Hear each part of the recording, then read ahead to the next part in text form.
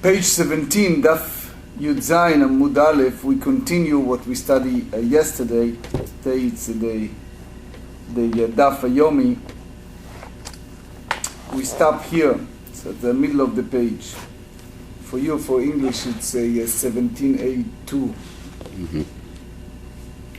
והנוטל ציפורניו וזורקן לרשות הרבים. So one of the practice we mentioned is someone who's trim his nail and cast them into a public area. It's the Gemara said is performing a dangerous act. So what's the reason? He said, מפני שאישה מעוברת עוברת עליהן ומפלת. So even though there is another Gemara in Moed Katan 18 that said that it's not such a thing, but here they said because pregnant women may walk over them and miscarry as a result. So soon we deal a little bit with that. What does that mean with the woman pass by? It's a miscarry. But let's just finish first what they said here. Velo amaran ela deshakil bignostri.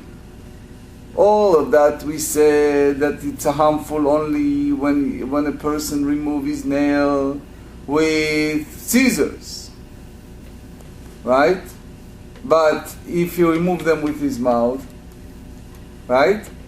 So in that sense, it's no dangerous, right? Rashi here said that the gnostri is a scissor.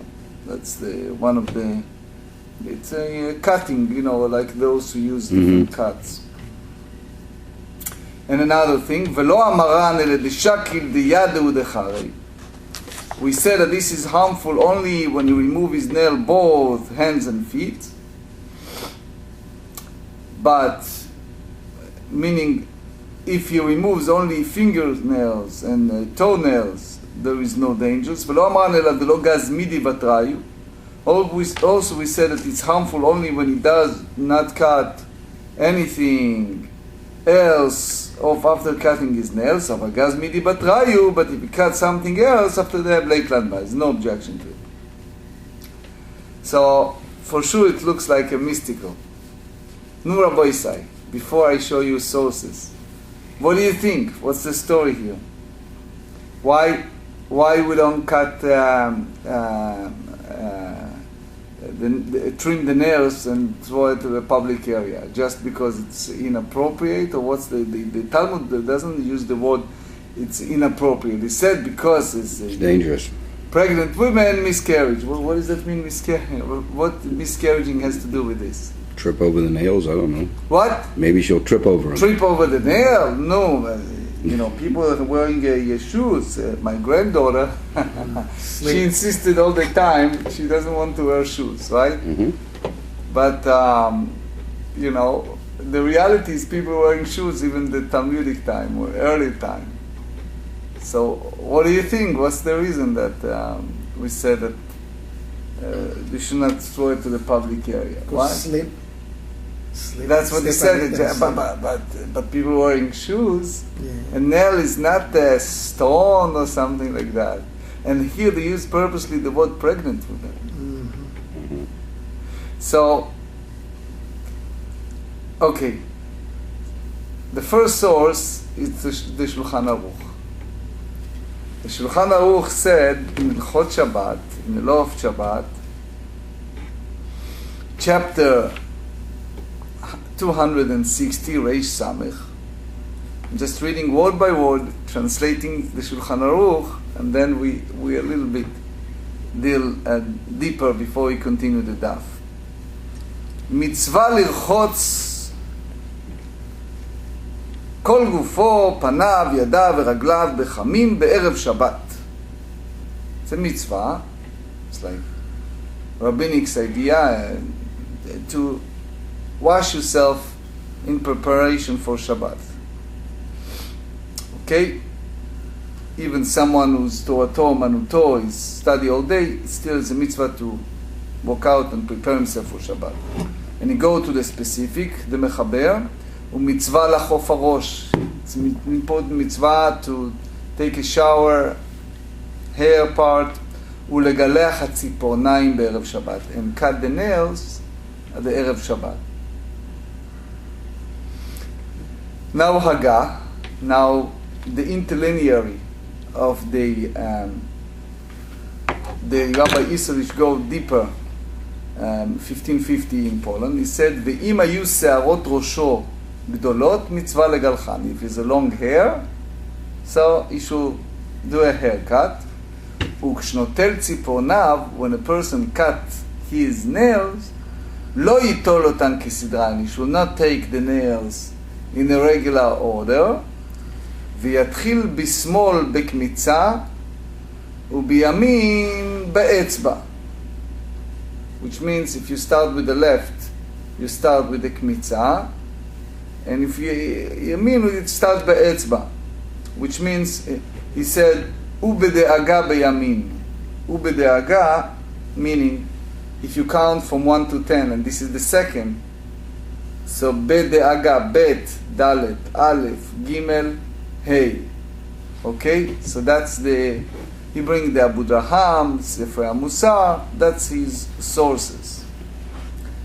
Now, Ba'eretev, the Chafetz Chaim in the Mishnah Berurah, one of the commentary, it's called Ba'eretev. So Ba'eretev, now he's swimming deeply, unlike the way that he usually interpreted the code in a simple way, he's now go a little step further.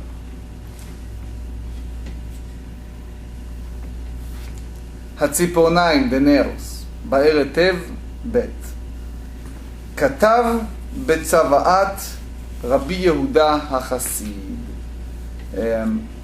It was a great rabbi of the 11th century. Some rabbis consider him almost in the level of the Tanaim, the rabbis of the 1st, 2nd century. Some rabbis consider him as a Morah.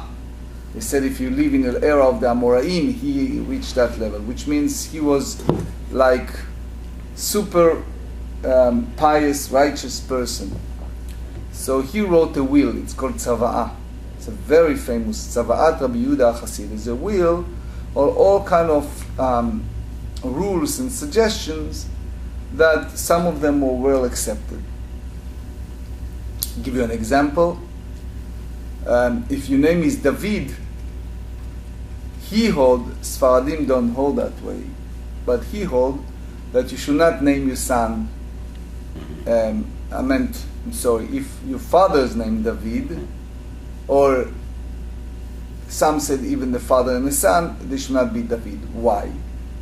Just an example, because imagine if you are in the house and your father is there, and you said to your son, David, how dare you did not close the window? Right? So it's very disrespectful, right? Because it can misconstrue, you meant to say the father, right? That's while the father's still alive. That you should. While the father's still alive, for sure. But the Sfaradim is a great honor. I have several friends that they named their child. It involves other ideas. For example, the idea of Rosh Chodesh, the special minhagim. For example, marrying in the certain relatives that allowed by the Torah, but he put the rules not to marry his cousins, etc., etc. It's all kind of rule that it's called Rabbi Yehuda HaChassid. For example, in the bathroom you should have a window. It's all kind of things he put in his tzavah. So he said, שלא ליטול ציפורניים ולא לגלח בראש חודש. At the beginning of the month, a person should not cut his nail and should not shave. Again, it's not Torah in a sense, or it's not Tanaim or Amoraim. It's Rabbi Yehuda HaChassid tzavah. וכתב כנסת הגדולה, it's a great book, it's called כנסת הגדולה. There are two different books. One is called כנסת הגדולה and one is called שיערי כנסת הגדולה. But he wrote, אפילו אם חל ראש חודש בערב שבת, אין להסתפר מפני סכנה. He said that even Rosh Chodesh occurred on Friday, still person should not take a haircut. That's a little bit mystical, okay? And down we go further. He said, אין לקוץ, he brought from Mishlei, he said, אין לקוץ ציפורני הידיים והרגליים ביום אחד. Another thing is, you should not cut the hands and the nail, the feet and the hands the same day. והנכון, and the proper way, שיקוץ מן הרגליים ביום ה' ומן הידיים ביום ו'. That the person should cut the nails from his feet on Thursday and hands on Friday. ובשאר ימים אין לקוץ כלל. And he said the rest of the week you should not do that. And he explained it. He brings several sources. שלא לתלן ביום ה' מפני שגדלים בשבת. Because the time to grow, it takes them a time, and if you do it on Thursday, they basically grow not the first day, but the second day when you see it clearly, and therefore you should not do it. So, you tell me, Dave, is that the reason that on Havdalah you look at the nails when they lighting the candles, right? You look at the nails. Some said yes. That you see, since you cut it on Friday, it's 24 hours later and it's grow. There are some who hold that. It's a little mystical. Then he go and he said as follows.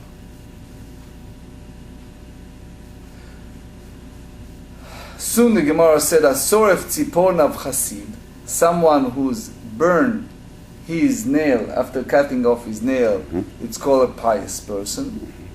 Kovran tzaddik, one is bury them, is righteous. Zorkan rasha, if someone throw away his nail, it's considering a wicked person. And he brought the source, that our Gemara today, Daf Yomi Niddah Yud Zayin, that's the page 17, Tractate Niddah.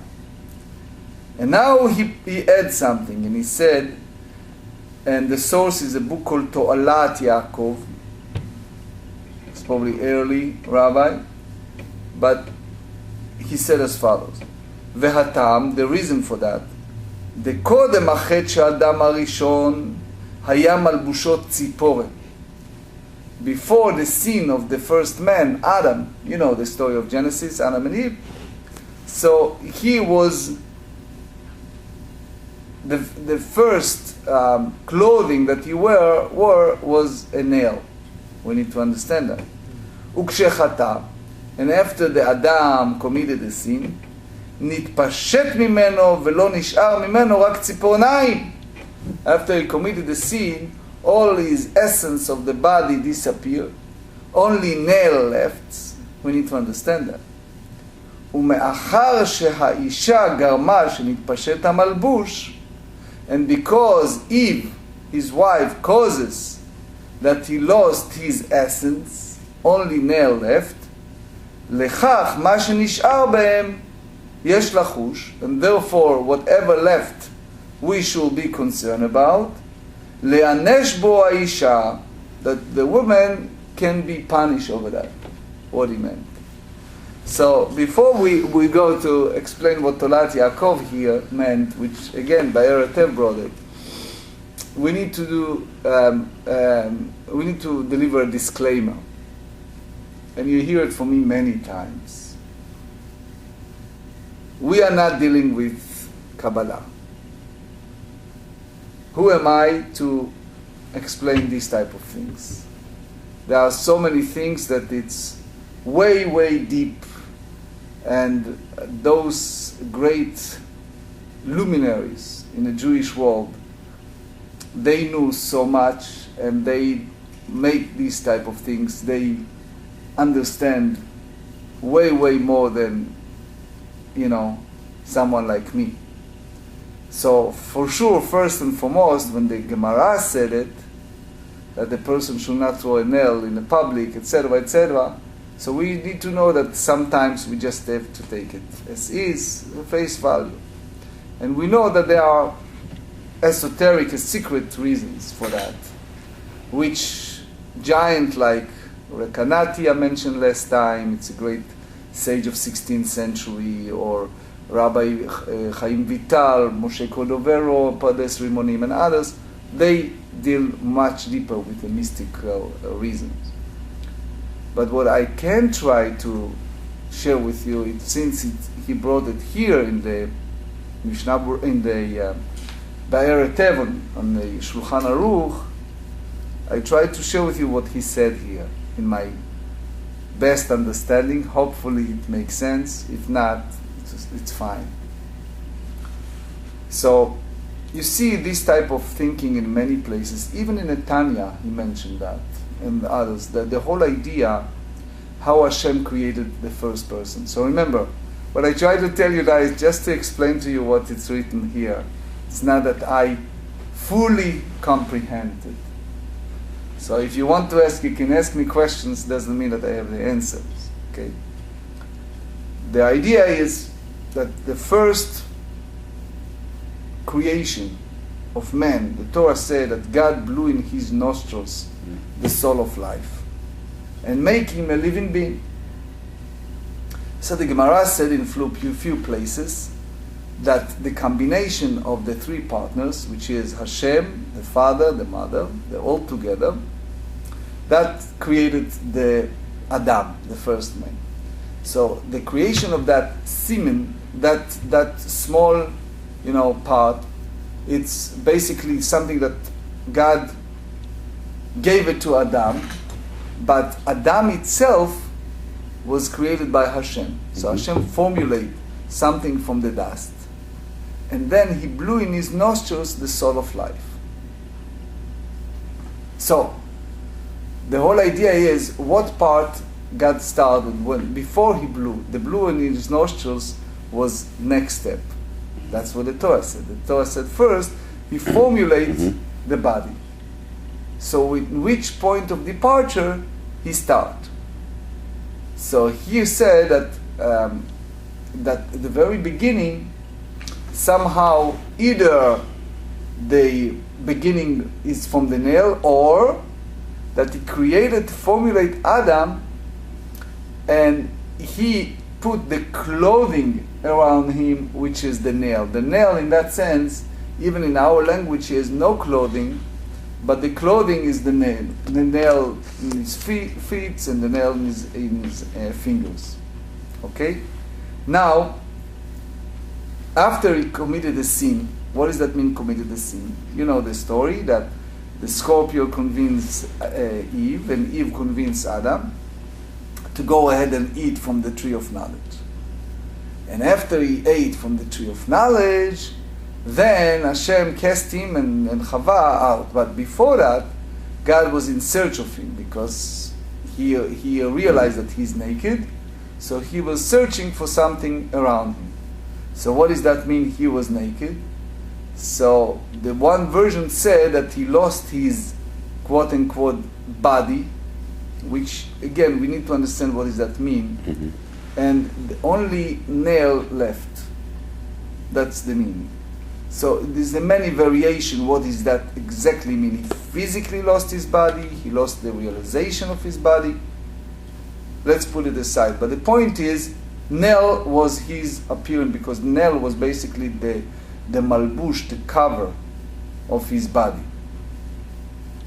So basically the nail, it's something that it's part of the body, but you cut certain part when you don't need it, right? When it's a superfluous, when there's no need, you take it out. Who caused that to happen?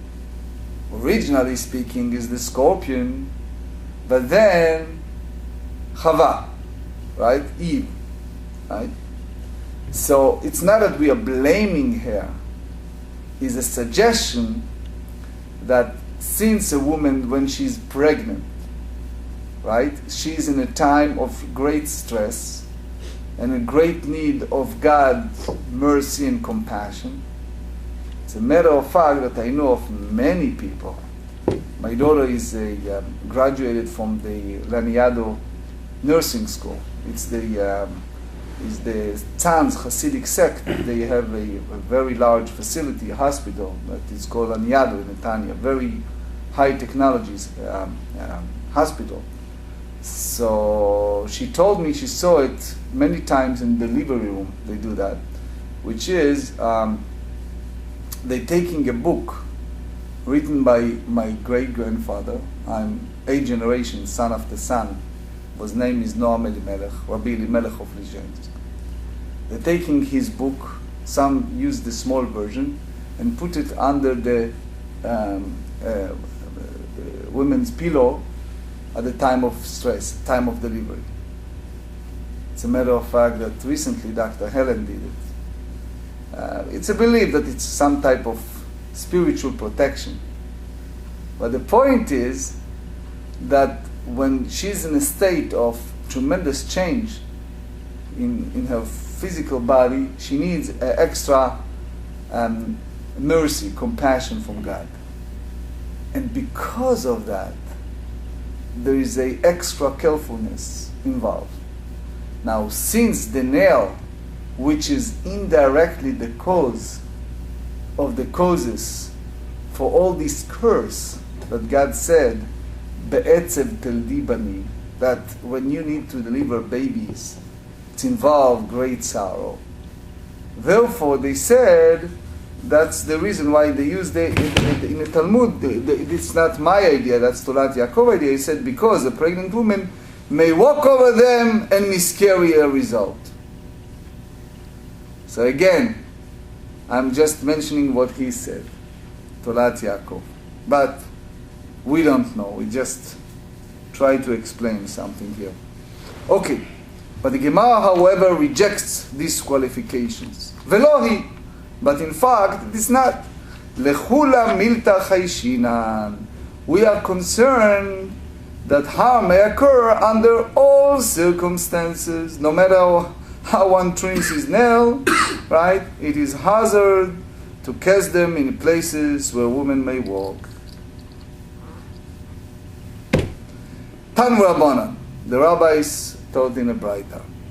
Shlosha dvarim ne'emru betzipronayim. 3 things were said in respect to nail trimming. You even see it in the Kitzur Shulchan Aruch. Rabbi Gansfried. Sofan Hasid, he who burned them, it's a righteous, pious person. Kovran Tzaddik, he who buried them in the ground is righteous. So basically, the proper way is you put it in the bathroom, right? Right? So in that sense is the same as bury. Zorkan, he who cast them in the places that people travel, the Gemara used the word Rasha, is a wicked. He who cast them in open area may cause the pregnant woman passing over them to miscarry. The righteous person bury them to avoid this possibility, and the pious person goes to extra length of burning them. That's what Rashi said, thereby assuring that the nails will never become uncovered. So, again, today, if you think Shabbat is just around the corner, following all this teaching, so Thursday is the time to take off the nail of the feet, and Friday, Erev Shabbat, you take the nail of the hands, and not in a subsequent order, but go Bet Dalet Aleph Gimel Hey, and put it in a bathroom. That's it. Okay? And to go deeper than that, it's hard. We just have to take it as is. Anyway, the Gemara cite and analyze the final danger practice that we mentioned, Rabbi Shimon ben Yochai, the great sage. You know, I just visited Meron a few weeks ago, his kever and his graveside, he and his son. That's the last one. V'amakiz dam u'mshamesh mitato. And one whose blood let engage in marital relations in the same evening. Damar mal, the rabbis tells us, makiz dam u'mshamesh mitato. If one had blood led from him and then prohibit that evening, which means, think about it. First is is in a state of weakness, he gave away blood. Then he prohibited. Haviolo banin vitkin. Vitkin is basically weak, feeble. Right? Because Rashi explained in Gittin 70 that if his wife became pregnant as a result of that, since when he had this marital relation, he was weak, so in that sense his sperm, his semen is weak, and therefore they use the word vitkin, which means his sons, his children, will be weak. Hikizu shnehem veshimshu. If not only the husband, the man did it. Let's say it was a blood drive, right? And they take donations or whatever it is. They pick up blood, and she and he gave away blood. So now what happened? They have relations, and both of them are extremely physically weak. So the Gemara said, Havya lo vanin ba'alei ra'atan. They have not just the weak, physically weak children, very weak children. Why? So here they use the word ra'atan. One of the meforshim here is they use the word sheyesh lahem sheretz bemocham, which means that there is a special cranial organism that causes extra feebleness. So Rashi said in Ketubot 77. So basically it's something in the brain that is very weak. As you know, the research showed that in the semen, the sperm, there are different components. And the key component that causes the whole blood vessels to function is for sure the brain. And the development of the brain depends on the strength of the semen itself. So if it's very weak in both parties, from her eggs and from his sperm, the result is that all the delivery is a very weak state, and the baby that come out in his brain is a very weak central of management the whole body. In other words, if the central part of the headquarter in our language of the body is weak, then the order that giving the body is very weak, and therefore the functioning of the limbs is very weak. Next, Amarav. So Rav add to that, and he now go to the qualification. He said, "Velo amaran ela delota imidei." That apply only after they took away his blood. He went ahead and right away he prohibited. Aval ta'imidei leitlen ba. But if he eats something, we don't hold that way. Meaning, it's not recommendable, it's not advisable, but we don't have this strong prediction the same way as a person did not eat. Amar Rav Chizda. Now, since we talk about cohabitation, so there's a few important rules and manners involved with this. Amar Rav Chizda said, "Asur lo la'adam sheishamesh mitato bayom shene'emar ve'ahavta l'recha kamocha." The Torah tells us in the Book of Leviticus, "Love thy neighbor as thyself." So they said a person should not cohabit it during the day, because they said that you should love thy neighbor as thyself. What does that mean? So they explain.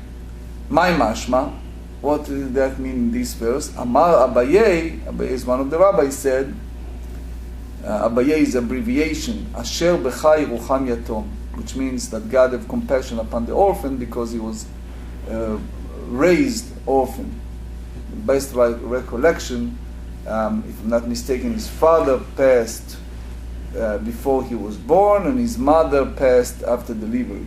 So he was raised by others. So there's a question, what is his name? But some say that his either nickname or some said his real name was Abaye, which is abbreviation of God have compassion upon you. Asher becha Yerucham Yatom. So Abaye said, Shema yir'eh ba davar megune v'titgane alav. Oh, he's so smart. So smart. He said, what happened? Someone prohibit during the day, so what happened? He sees something with her that he will not see when it's night and it's dark. And as a result, she become undesirable to him, he stay away from him, from her, right?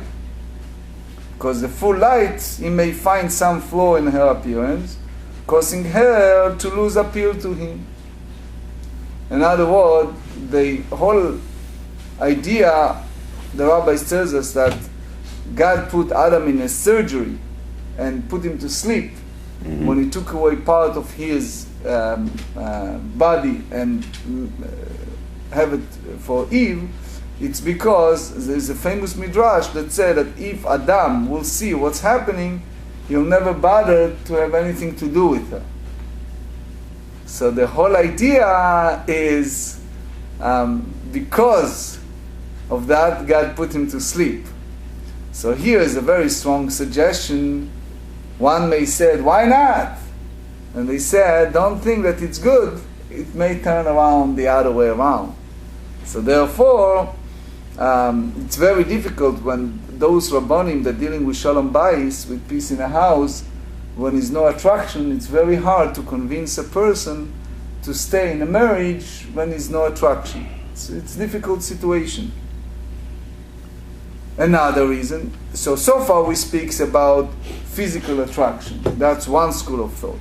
Amar Rav Huna said no, it's not the physical, it's the spiritual reason. And he said, Yisrael Kdoshim, the nation of Israel are holy people, Ve'ein meshamshin midatotehen bayom, and therefore do not engage in marital relations by day. Right? So, what does that mean, holy? Which means that we are a role model, should be a role model, should be people who represent the Torah world. And they, generally, there is a certain restriction of holiness. And therefore, it's inappropriate to do it during the day, not because something will turn around his heart, like Abaye said, but because it's not appropriate for holy people to do it. Amar Rava said, "Ve'im haya bayit afel mutar." But if it was a dark house, so prohibited by day is permitted. Ve'talmid chacham ma'apil bichsuto u'meshamesh.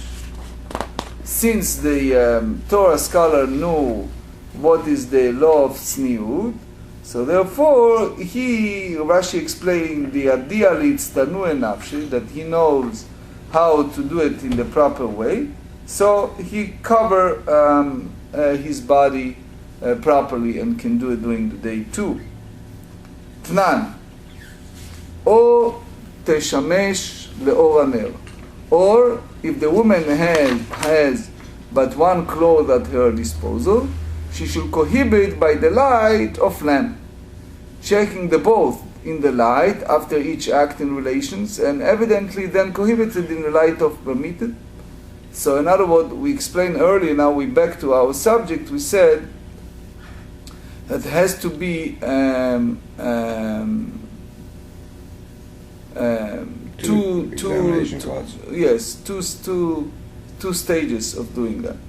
So now we explain that this they need to do it twice. Eima tivdok le'or haner.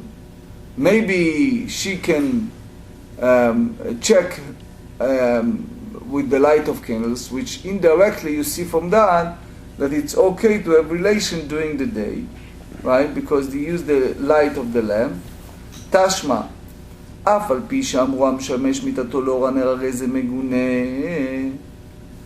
Even though the sages said that he who engaged in marital relations by the light of the lamp has done something that is shameful, which means the Bet Shammai said that a woman with only one cloth, she must prohibit in the light. Okay, so but it said it's again it's not the proper. So they said here that Beit Shammai hold that one who inspect his bait by the light of the camp, by the lamp, it did something that it's shameful. I explained it here that if women inspected the body using a cloth, so it's like it's not right. It's not right. Now the halacha said clearly that there are certain decorum how to do it. So let's finish this sugya.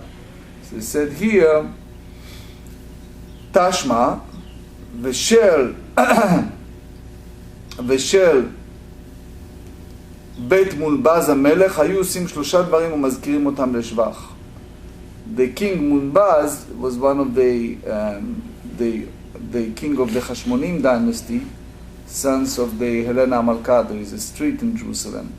So they said that in his house they did 3 things, and the sages will recall them as a praiseworthy. היו משמשים מיתותיהם ביום. They did it during the day, marital relation. בודקים מיתותיהם במילד פרהבה. They will examine the beds with locks and cotton. ונוהגים טומאה וטהרה בשלגים. They will observe the law of the טומאה and טהרה in the snow. So later the Gemara explained what does that mean, the law of טומאה and טהרה, that they do it in the snow. Because basically the snow, it's not a considering ma'achal or mashke, it's not a food or drinking, but they kept tumah utara. Now we ask, משמשים תותיהם ביום, you said that they allowed to the praise for that they have a cohabitation during the day. How you say it? No, that's not what we meant. The Gemara said, בודקים מיתותיהם ביום. They mean that they inspect the bed by day. You know that the inspection, that the clothes need to be inspected. So there is a different level of inspection. You can inspect it just with candles, so you can inspect it by the pure light of the day.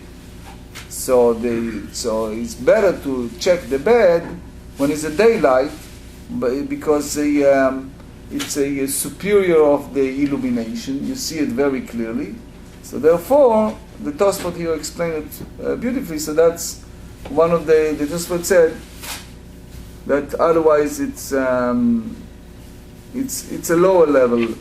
It basically hold that some pious people wants to make sure that it's no discharge or blood or things like that.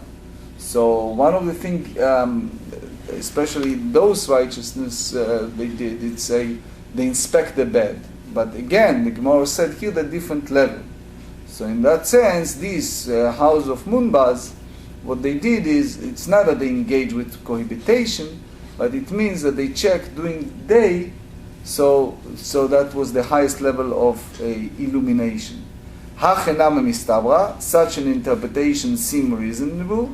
If you think that they praise because they cohabit by day, מזכירים אותם לשבח, so we should recall them and praise them. Okay? And the conclusion, the Gemara rejected that proof and said, yes, indeed so. Why? Agav the Ika honest shena, for since at night there is sometimes a compelling urge to sleep, Meganya be'apei, his wife might become undesirable to him. So that's another way of seeing it. Thank you very much.